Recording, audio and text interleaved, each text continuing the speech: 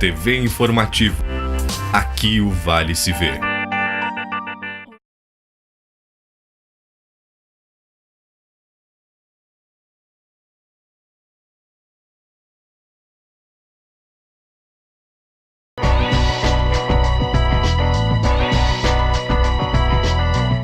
Olá, bem-vindo ao programa Fala Jurídica. Semana passada nós estávamos falando com o grande criminalista, Dr. Zanoni Manuel de Oliveira, que falou muito sobre a estrutura criminal do nosso país. E hoje, novamente, ele é meu convidado do nosso programa, bem-vindo ao nosso programa. E eu começo fazendo o que foi dito semana passada, né, sobre a questão da penalização, porque a maioria dos telespectadores entende que a criminalidade, principalmente em Lajeado, doutor, está demais. Em questões de quase um mês, 2 meses, nós temos quase 70 homicídios, entre 50 e 70 homicídios em Lajeado, terrível. E aí me faz ver, em razão dessas últimas palavras, que nós temos uma estrutura punitiva do Estado, como tu bem falaste. Aquele que quer cometer o crime, ele comete o crime uma vez, faz o assalto, segunda vez, na terceira ele vai estar preso, porque tem uma promotoria, tem uma polícia, tem uma estrutura judicial que vai o prendê-lo. Só que o que eu vejo, principalmente a nível nacional, e eu me reporto aqui em Lajeado, doutor, me parece que falta aquilo que Evaristo Moraes dizia: se faz muitas leis que são de preciosos exemplos pelo mundo, no Brasil, mas se falta uma política judicial, uma política penalizadora, uma política, digamos assim, criminal. Porque o que se vê hoje é que os crimes e a população criminal está aumentando muito. Então, não sendo assim meio pretensioso, né, e eu trago o exemplo da minha cidade, do Alto Aquari, de forma subjetiva e social lá atrás, sem pegarmos o rigor técnico que nós enfrentamos dia a dia, o que nós podemos diagnosticar disso tudo? Qual é a política criminal que, digamos, o Estado, o município, né, e mesmo a federação pode adotar em relação a essa onda de crimes que existe no nosso Brasil, doutor? Bem-vindo. Obrigado, Mejia. Antes de mais nada, boa tarde a você. Agradeço o convite que me foi estendido mais uma vez. É um prazer retornar aqui ao Fala Jurídico e estender aqui o meu fraternal e costumeiro abraço ao telespectador aí da TV Informativo. Mejia, essa resposta é fácil. Trabalho, laborterapia. O que nós precisamos hoje é de um Congresso Nacional firme, uma Câmara dos Deputados e um Senado firme e com propósito de mudar a Lei 7.210/84, a LEP, a Lei de Execução Penal, que você aqui antes do programa mostrou um conhecimento, uma cognição profunda e colocando pontos importantes a serem discutidos nesse novo Congresso Nacional que nós teremos aí agora com essas eleições. Então, se vontade política existir, a questão é trabalho, é remissão, porque os presídios estão lotados.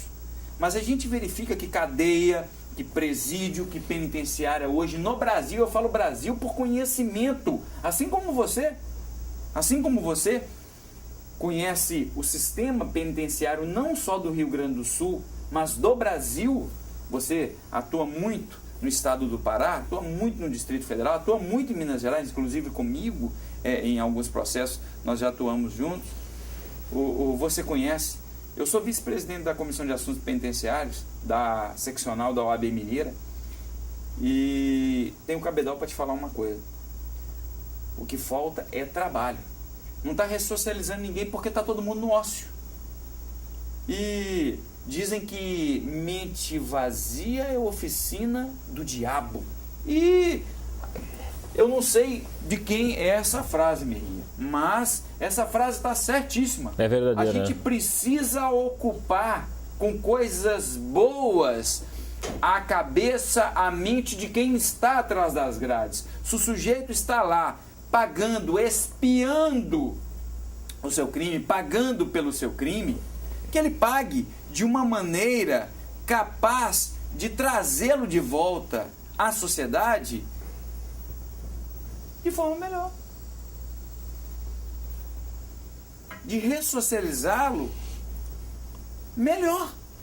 Então, que ele aprenda uma profissão, que ele aprenda serviços, que ele trabalhe em oficinas. O que nós precisamos incrementar é o trabalho. Existe um instituto jurídico que se chama remissão.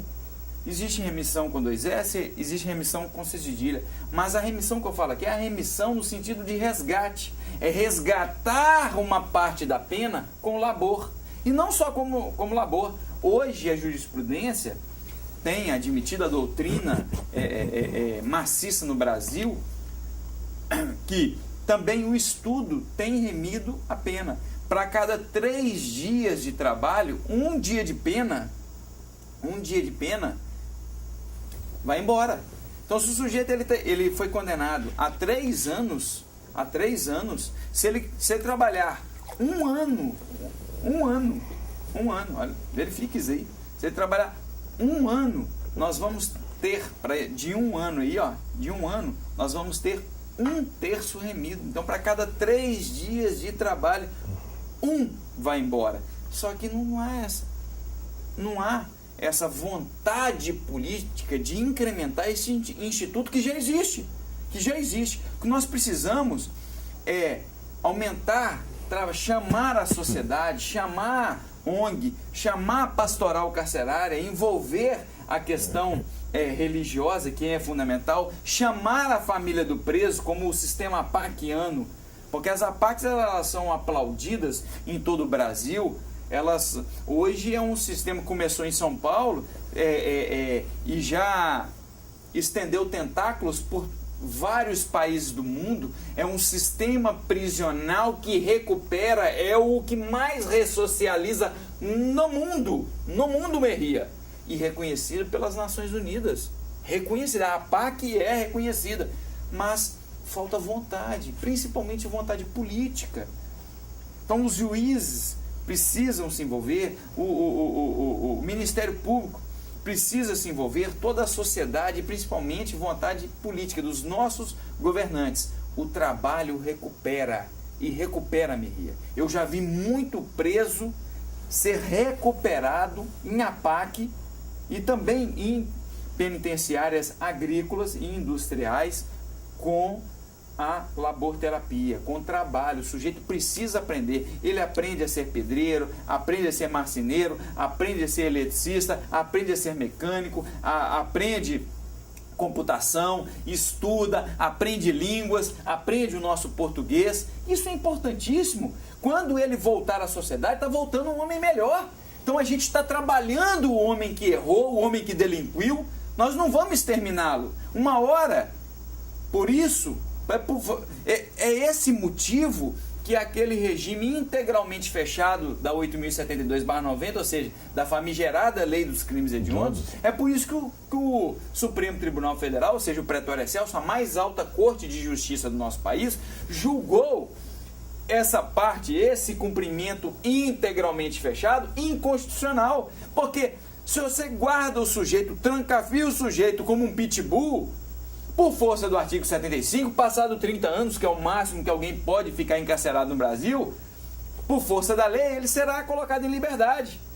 O sujeito todo amargurado, já com raiva, inimigo de uma sociedade, muitas vezes adquiriu ali uma certa sociopatia, será colocado no nosso meio. Não é dessa forma. Não é dessa forma. É com respeito. É claro que a gente tem que ter rigor? Tem. O sujeito perdeu a liberdade, está preso. Aquilo ali não é Disneylândia, não é colônia de férias. Não é para tratar o sujeito com o chocolate. Não. É com rigor. Mas com rigor, respeitando os direitos humanos, respeitando essa questão que todo ser humano precisa. Banho de sol, visita íntima, acesso aos filhos, acesso a ter informação, acesso à leitura, acesso ao estudo. E a gente verifica aí que nós temos não presídios, e sim depósitos humanos. Homens estão sendo colocados em cima de homens. Como a gente vai esperar, como é que a gente vai almejar alguma recuperação desse sistema? Esse sistema está falido. O sistema prisional, da forma como está aí, ele está falido no mundo todo. A maior população carcerária, Merria, você sabe muito bem disso, está nos Estados Unidos. E eu te pergunto, lá tem a pena capital? Lá nós temos a maioria dos estados, alguma coisa também? A maioria dos estados tem a pena capital. Adiantou alguma coisa? Nada. Os índices da criminalidade dos Estados Unidos a cada momento só cresce. Eles começaram um pouco a afrouxar o sistema nas chamadas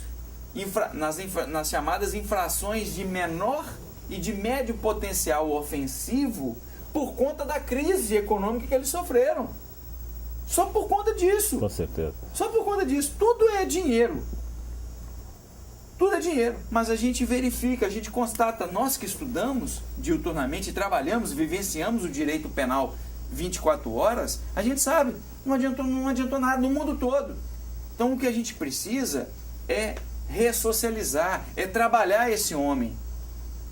E dar amor, dar carinho, mas não é a questão de passar a mão na cabeça, não. É respeitando, é mostrando para o sujeito que ele sim, que a sociedade está de olho, ele não está abandonado, ele não está preso, ele não está à margem da sociedade. Ele está pagando pelo crime que cometeu e tem de pagar. Impunidade tem de ser zero. Eu sou contra essa questão de impunidade. Para ladrão, para homicida, para qualquer um, se matou, não tiver justificativa, se furtou, não tem justificativa, cadeia, pena, lei neles. Mas não é amontoar homem, é pegar esse sujeito e trabalhar, ensinar ele um labor. Muitas vezes o sujeito não sabe nada, tem escolaridade primária, então é trabalhar essa cognição, essa escolaridade, é ensinar para ele uma profissão, um ofício. Ele vai sair de lá um eletricista, um pedreiro. Se a gente olhar para a laborterapia com outros olhos, principalmente o Congresso Nacional, tenha certeza, Mejia, o sistema prisional brasileiro se tornará o melhor sistema prisional do mundo. O que falta é vontade política. Bom, eu acredito realmente, o que tu acabou de dizer, quando existir a vontade política, mas partindo do pressuposto que a vontade política às vezes está também na seara do crime, a gente dificilmente vai ter um relativo sucesso, né, doutor? Porque o que nós vemos hoje, que se o quadro político, se os grandes políticos não se autocorrigirem em toda a estrutura, parece que fica no campo muito mais hipotético. Agora, dentro dessa mesma linha, e eu te digo assim que dentro da visão que tu trouxe para nós, tu trouxe uma visão de dois modos, um como professor e outro como jurista. O que tu falaste agora, e que tu vive no mundo, especialmente no mundo do júri, o que tu acabou de falar é baseado na tua experiência de tribuna, ou seja, é malhando no fogo com ferro. Posso dizer isso? Sim, também. Porque eu vejo assim, eu vi em dois momentos a tua colocação. Um, profetizando um conhecimento teorético. E a outra que eu acho que os telespectadores têm que entender é o seguinte, que tu não fala do conhecimento teorético, tu fala porque tu está do dia a dia no presídio, né? Tu está no dia a dia naquela ponta daqueles que estão desesperados, que cometeram um crime, e daqueles que são injustiçados. Posso entender assim essa análise que tu fez agora? Claro.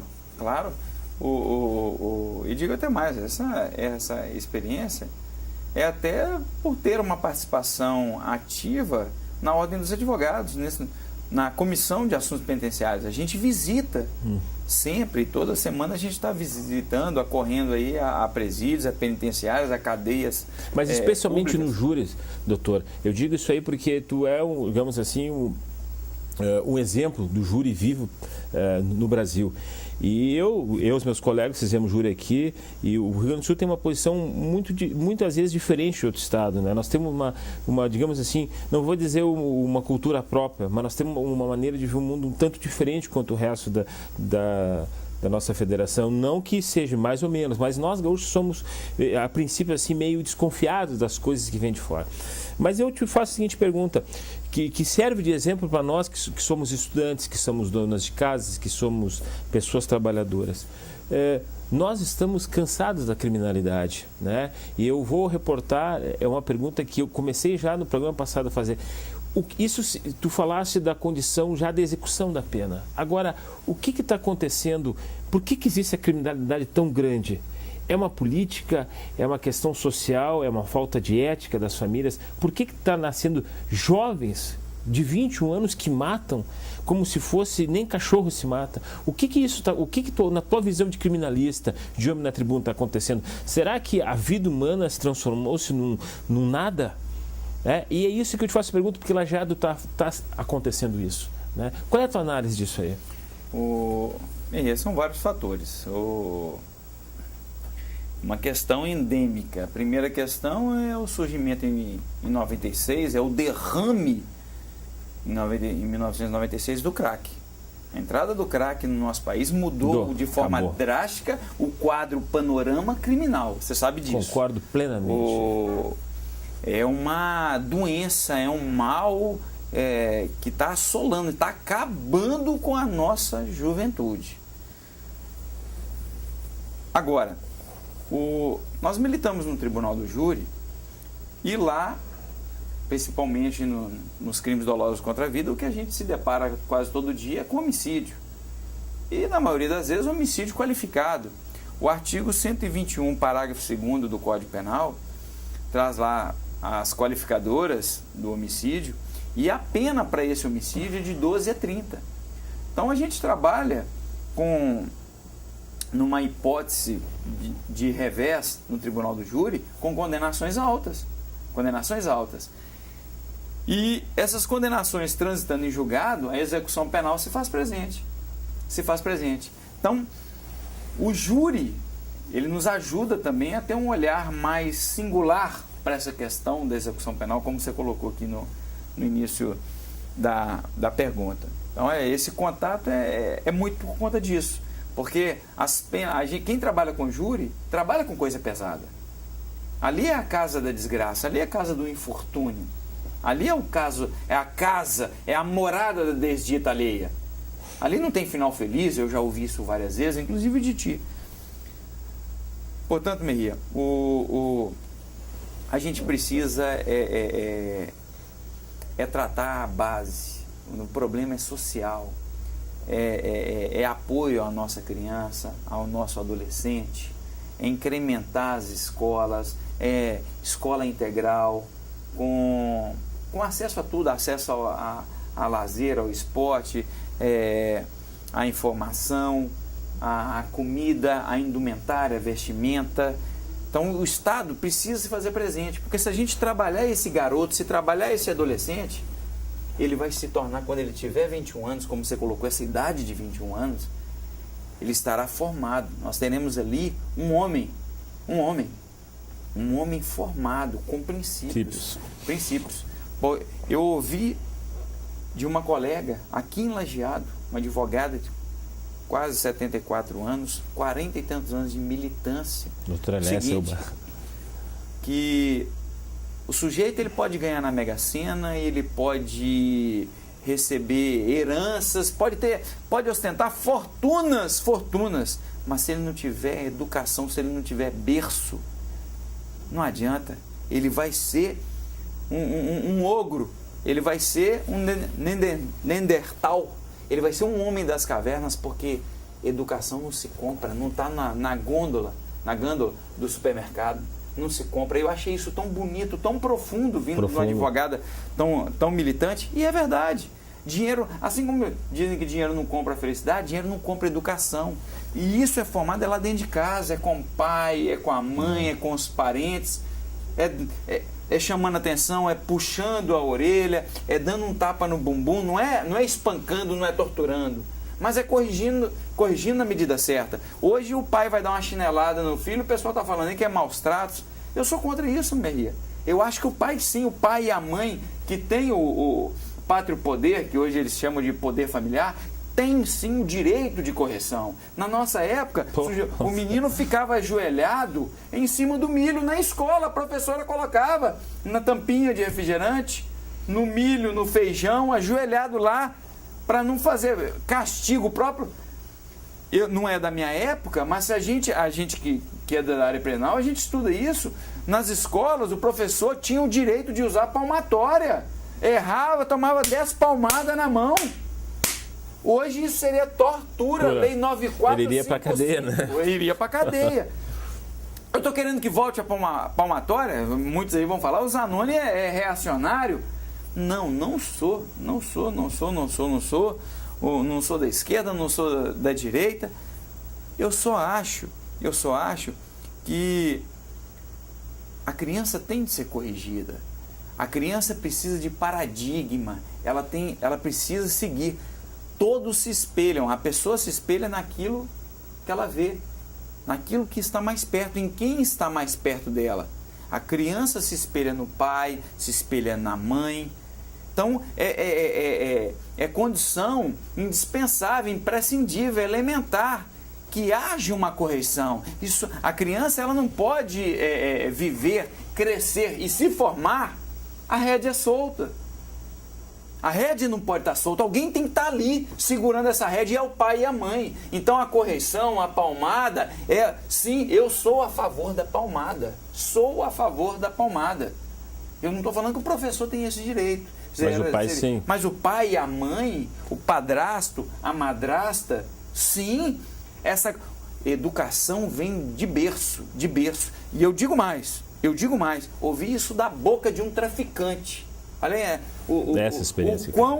O quão é bom a gente trocar esse diálogo, Merria, para o seu telespectador. Ouvi isso de um traficante e é patrão, dono de boca de fumo. Cuide do seu filho, porque se você não cuidar, cuido eu.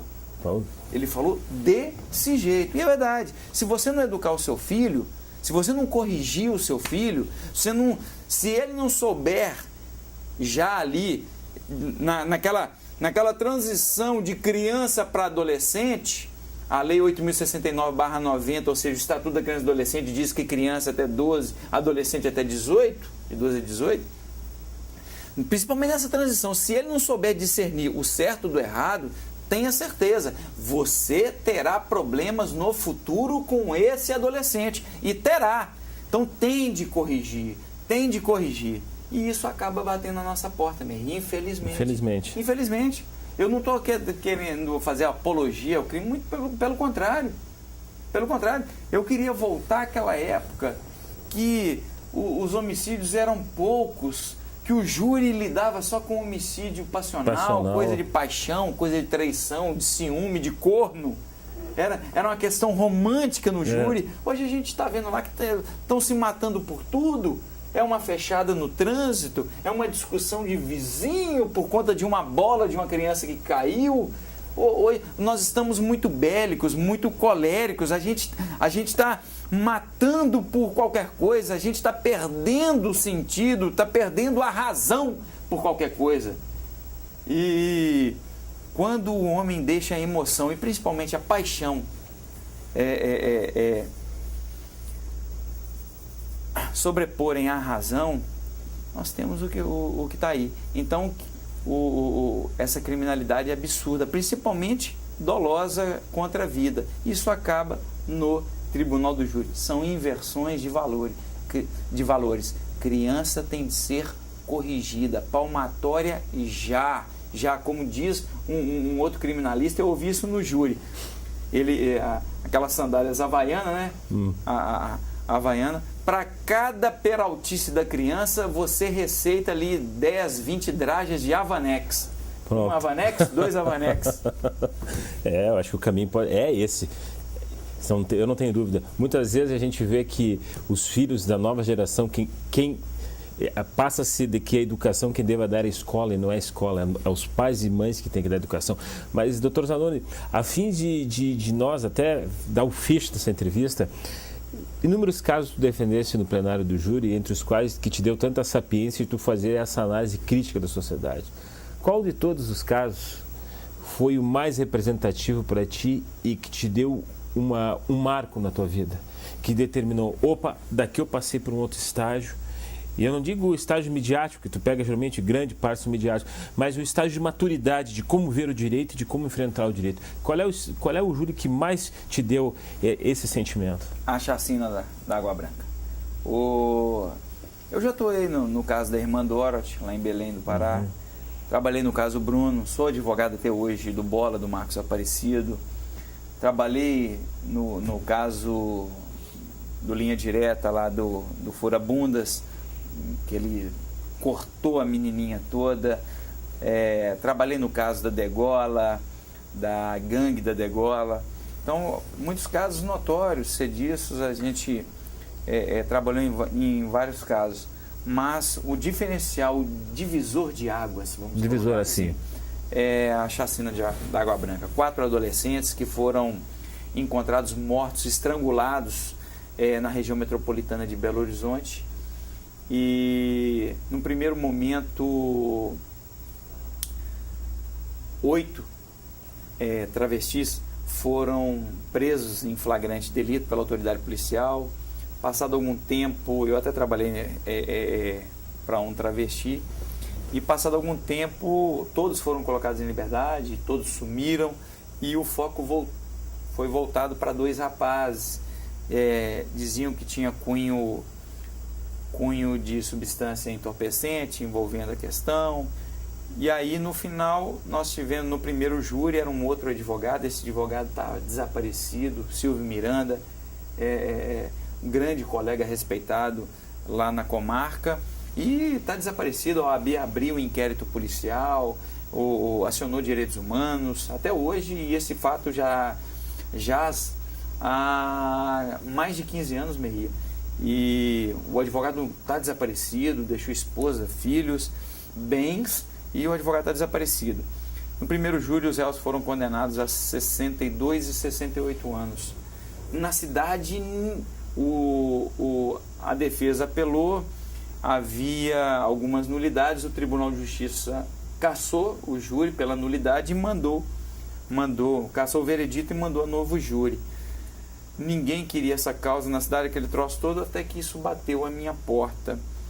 Eu assumi esse ônus, me deitei, me debrucei sobre o processo. Eu tenho um irmão que é advogado hoje, era meu estagiário à época, e toda a minha equipe se debruçou aquele negócio e fomos para o júri. A imprensa toda, do estado toda, estava mobilizada, aquela questão toda, e fomos para o júri, e ali nós logramos êxito em absolver e mostrar para o conselho de sentença que aquelas circunstâncias que envolviam um crime não foi por questão de oratória, não foi por questão de retórica, não foi por questão de sapiência de um operador de direito sobrepor o outro, o advogado melhor do que o promotor, não, nada disso. Eu acho que a absolvição veio, Merria, porque nós conseguimos mostrar para o conselho de sentença que as circunstâncias que envolviam a morte eram circunstâncias femininas. Matar com a viola, matar com cadarço, os preservativos em volta dos jovens, o cenário mostrou que os jovens tinham feito sexo antes, 4 jovens, 2 garotas de 15 e 16 anos, 2 garotos, 15 e 16 anos respectivamente. E o Ministério Público, na primeira condenação, tinha dito que eles foram arrebatados de uma praça com revólver por questão do tráfico, e a gente sabe que o tráfico acerta a conta dele com bala. É no tiro. E o próprio promotor disse que eles foram arrebatados com arma de fogo e foram levados para um lugar ermo, uma mata chamada Mata do Camargos, aquela questão toda, e lá, ao invés, a gente sabe que o traficante mata no tiro mesmo, o traficante abandonou a arma, segundo o Ministério Público, e optou por uma maneira muito mais difícil, que é estrangular. Ou seja, mobilizou todo mundo, teve o trabalho de amarrar os pés de cada um, as mãos de cada um e estrangular cada um de per si. Então, e várias outras nuances. Tudo isso daí mostrou que estava mais para a questão feminina, a questão do travesti no primeiro momento, ou seja, a primeira linha de raciocínio, o primeiro leque investigativo que foi aberto pela autoridade policial estava mais certo do que o segundo. Era mais uma questão de vindita, de vingança, de perseguição aos réus por conta da folha de antecedentes criminais, da vida passada, pretérita, anteacta deles. Então eles estavam ali, sentaram no banco dos réus por aquilo que eles fizeram no passado, e não por aquele crime. Os jurados reconheceram aquilo, porque jurado não é bobo. Por isso, a gente tem esse amor especial para o júri? Porque lá não é juiz de direito, lá é a sociedade, é o cidadão. E o cidadão, ele vive a sociedade dia a dia. Porque nem todo juiz de direito já pegou um ônibus. Nem todo juiz de direito teve uma CTPS assinada, a Carteira de Trabalho e Previdência Social. Se você perguntar para o juiz se ele já foi servente de pedreiro, se ele já foi um auxiliar de eletricista, se ele já teve a carteira assinada, muitos vão falar nunca. Muitas vezes nunca frequentou a escola pública, não sabe o que é comer um sopão, uma merenda, nunca trabalhou. Ele, na hora do almoço, abriu uma marmita. Naquela marmita ali ele tinha arroz, feijão, farinha, um ovo, e aquilo foi esquentado, muitas vezes até azeda, porque o trabalhador do dia a dia sabe disso. Claro. Quem está na rua sabe, quem vivencia a sociedade, o grosso da população sabe, e é essa população que julga os crimes dolosos contra a vida. Por isso nosso amor. Nosso amor eterno. E nunca, doutor, para finalizar, nunca uma democracia tão plena e tão esplêndida como que existe dentro do júri. Sem dúvida. E eu sempre falo, Mejia, sempre falo. Quanto mais tempo a nossa sociedade esquecer, mas não esquecer totalmente, porque a gente precisa do exemplo para não repetir o erro.